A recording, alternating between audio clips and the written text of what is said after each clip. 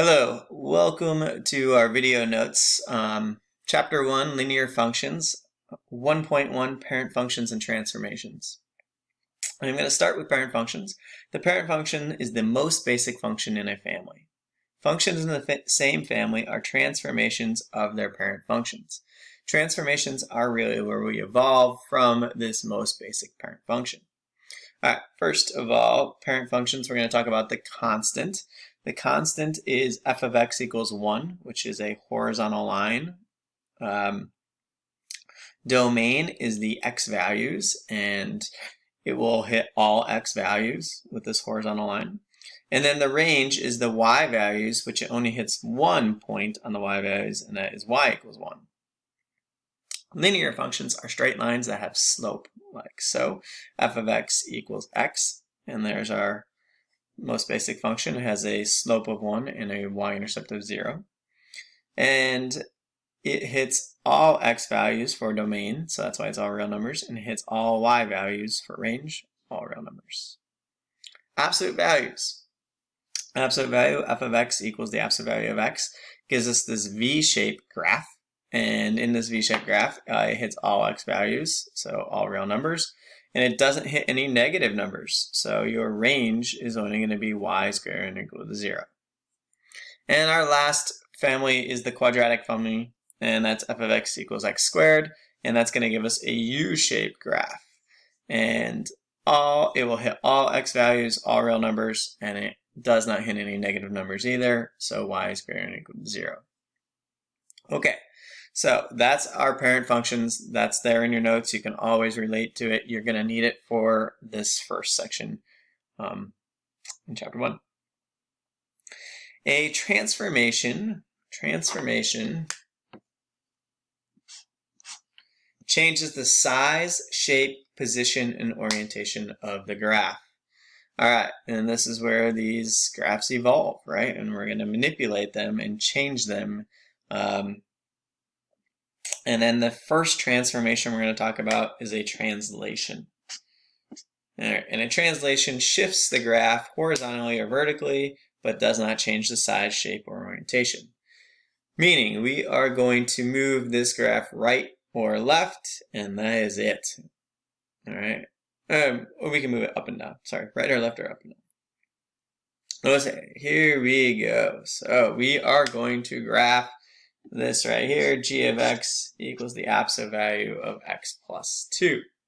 All right, first we're going to talk about its parent function.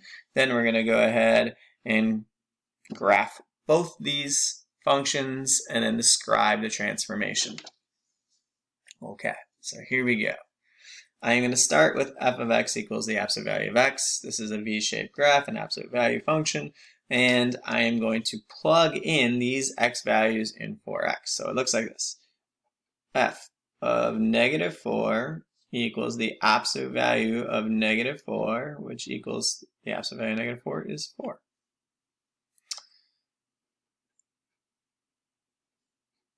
F of negative 2 equals the absolute value of negative 2, and the absolute value of negative 2 is 2. F of 0 equals the absolute value of 0, which is 0. Plug in 2. F of 2 equals the absolute value of 2, which is 2. And f of 4 equals the absolute value of 4, which is just 4. And voila, we have these ordered pairs. Now, you probably see ordered pairs look more like this for the most part. All right, but in a table, here's your x and f of x or x and y values. So what we have is negative 4, 4.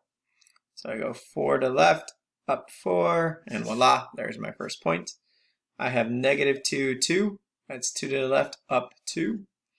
0, 0. Don't move from the origin, right there. 2, 2. 2 to the right, up 2. And 4, 4. 4 to the right, up 4. All stemming from the origin, that center, or where the x and y axis meet. All right, I am going to go ahead and use a little straight edge here to make my graph.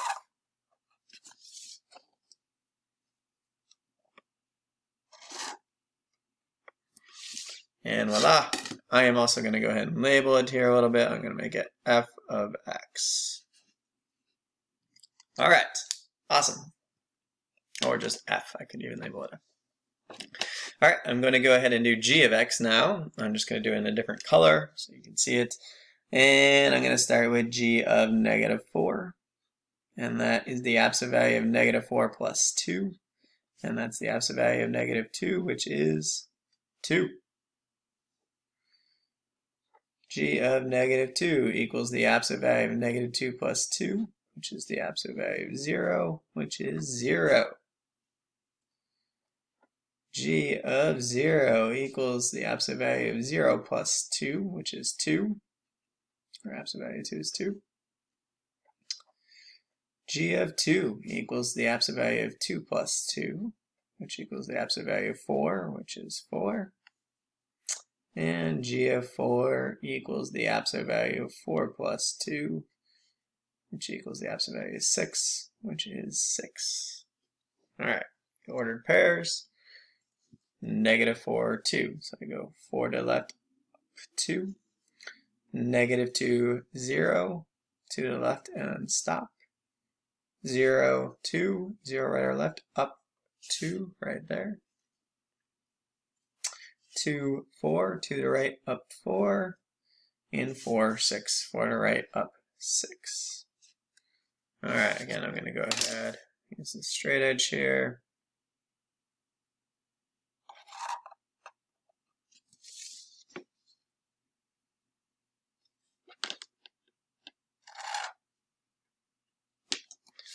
I'm going to label this one g of x.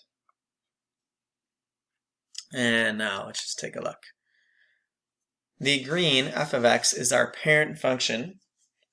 The translation is the g of x, and how did it translate, right? It just moved over 2 to the left, right? That's all that happened to that V shape, right? It just shifted 2 to the left. So if I describe a transformation, I like shift, but translation is probably the more proper word, but shift or translation is fine. So we translate or shift 2 units left. And to be proper, it's left of the parent function or left of f of x. And there we go. That is it. All right, I'm going to go ahead and flip this up. And how I go about this, you guys, is I ask that you go ahead and try the second problem. Okay? And in working through that second problem, I just want you to try it. I am going to go ahead and show the answer to it.